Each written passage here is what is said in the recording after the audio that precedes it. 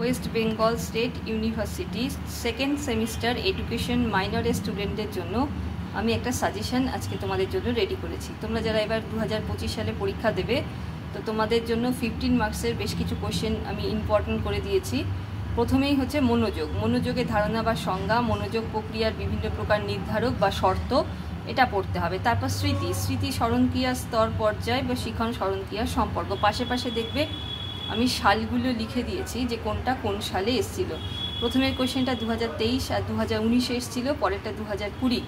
তারপরে পড়বে ব্যক্তিত্ব বা ব্যক্তিসত্তার বৈশিষ্ট্য, ফ্রয়েডের ব্যক্তিত্বের মনোসমীক্ষণ তত্ত্ব 2023।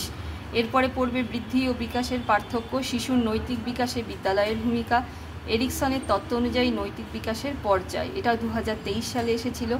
এরপরে বড় কোয়েশ্চেন করবে শিক্ষা মনোবিদ্যা কাকে বলে, এর প্রকৃতি ও শিক্ষাক্ষেত্রে এর ব্যবহার বা গুরুত্ব বা প্রয়োজনীয়তা, অথবা শিক্ষার বিভিন্ন উপাদানের উপর মনোবিদ্যার প্রভাব।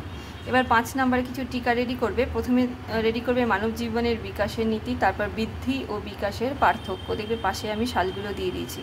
ব্যক্তিত্বের শ্রেণীবিভাগ, শিক্ষা ও মনোবিদ্যার সম্পর্ক, মনোযোগের প্রকৃতি বা মনোযোগের শিক্ষাগত গুরুত্ব, তারপর বিস্মৃতির কারণ, তারপর অহম সত্তার 5টি কাজ, মনোবিদ্যাকে আচরণের বিজ্ঞান বলা হয় কেন, শিক্ষাক্ষেত্রে দৈহিক বিকাশের গুরুত্ব, উত্তম বা ভালো স্মৃতির লক্ষণ, পিয়াজেটের জ্ঞানমূলক বা বৌদ্ধিক বিকাশের শিক্ষাগত তাৎপর্য বা মানসিক বিকাশের স্তর, মানে পিয়াজেটের জ্ঞানমূলক বা বৌদ্ধিক বা মানসিক বিকাশের স্তর।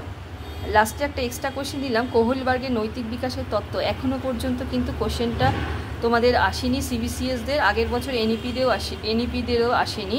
তো তোমরা একটা এক্সট্রা হিসাবে দেখে রাখতে পারো, এবছর হয়তো তোমাদের আসলেও আসতে পারে।